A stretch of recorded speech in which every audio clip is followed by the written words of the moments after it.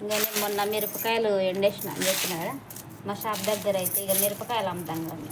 మిరపకాయలల్లా ఇక పండు మిరపకాయలు మంచిగా అన్ని పండు జర దూరకు వచ్చినాయి అన్నీ ఒక గోనె సంచులు వేస్తాం.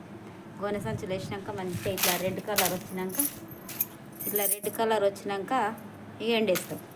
ఎండేసినాక మంచిగా ఇక మా స్లాబ్ మీద అయితే ఎండపోసినాక ఇట్లా గలగల అయినాక ఏం చేస్తా అంటే ఈ తాలుగాయలన్నీ ఏరి మంచి ఎర్రగాయలన్నీ ఇట్లా తొడవలు తీసుకుంటాం.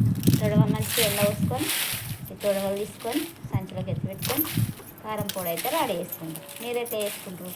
ఇవి అయితే మా షాప్ దగ్గరనే మేము ఎప్పుడైతే మిరపకాయలు కొనం ఫ్రెండ్స్, ఇక లేని మాటలు ఎందుకు కానీ ఎప్పుడైతే మిరపకాయలు కొనం మాకు ఇక మిరగాయలు ఇక మేమైతే ఈ విధంగా చేస్తాం.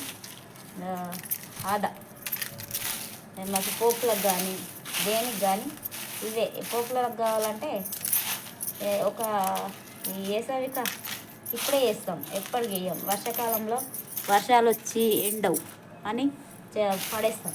ఇంకా వర్షాకాలంలో తక్కువనే వెళ్తాయి, ఇంకా పడేస్తాం. ఈ చలికాలంలోనే వర్షాలు కురవేయి కాబట్టి ఇట్లా ఎండేసి ఈ తాలుగాయలు కొంచెం ఇట్లా వచ్చిన కాయలు ఇవన్నీ తీసేసి మంచిగా తొడలు తీసుకొని పట్టించుకుంటాం. నాకు కాకుండా ఇంకా వేరే వాళ్ళకు కూడా పెడతా. కానీ తిన్న బేమానం అయితే లేదు జనాలకు. ఇక ఇప్పుడైతే అమ్మనని నమ్ముతా కానీ ఎవరికి పెట్టాయి, పెట్టిన వాళ్ళు పేరు కలుసుకోలేరు ఎవరు. అందుకని ఇక నేనైతే ఎక్కువైతే నిన్ను అమ్ముతా. చాలా అయితే సరే అయితే కొన్ని వెళ్ళినాయి, ఇంకా ముందు వెళ్తే చెప్పలేము. మంచిగా ఎండినాయి. ఇక మంచి మిరపకాయలు చూడండి ఎర్రగా అయినాయి. వీటితో పులిహోర చారు పెట్టుకోవాలి ఫ్రెండ్స్. చాలా రోజులే పులిహోర చారు పెట్టుకోక, ఎండుమిరపకాయలు లేక పావు కిలో కొందాము అని అంగట్లో అనుకుంటున్నా, కానీ ఎప్పుడు మర్చిపోతున్నా. ఇక ఎప్పుడు కొనలే. ఇక ఈసారి అయితే మంచిగా కొన్నాను వేసి మంచిగా ఎండుమిరపకాయలు ఉంటే పులిహోర చారు అయితే సూపర్ ఉంటుంది. పులిహోర చారు అయితే పెట్టుకోవాలి. ఇక మా మరదలు కూడా అంటుంది పులిహోర చారు పెట్టవక్క, పులిహోర చారు పెట్టవా అంటారు. ఒకసారి పెట్టించిన మంచిగా ఉంది. ఇక మనం పెట్టి ఫ్రిడ్జ్లో పెట్టుకున్నాం అనుకో ఎన్ని రోజులైనా పెట్టుకోవచ్చు. ఇంకా పోపు పెట్టుకోవద్దు, మరిగించుకొని దగ్గరికి మరిగించుకొని పెట్టుకోవాలి, పోపు పెట్టుకోవద్దు. ఇంకా అట్లా ఆ విధంగా.